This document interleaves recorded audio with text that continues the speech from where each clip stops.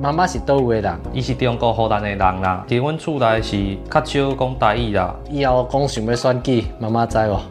伊知啊，但是伊嘛无讲足支持的，但是讲嘛是无反对啦。伊是中国人嘛，所以讲伊也是惊讲无法度转去看伊遐的亲戚朋友啊。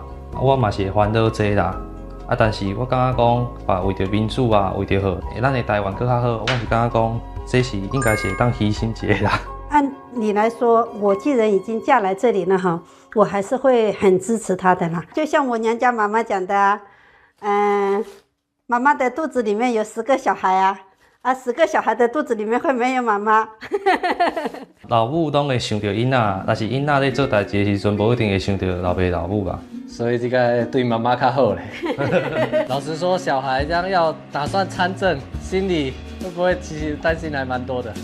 我们也是第一次当父母亲，所以说也不知道要怎么样。像我们小时候的话，你做什么，爸爸妈妈都说不可以，搞到后来到现在为止都不知道自己想要做什么。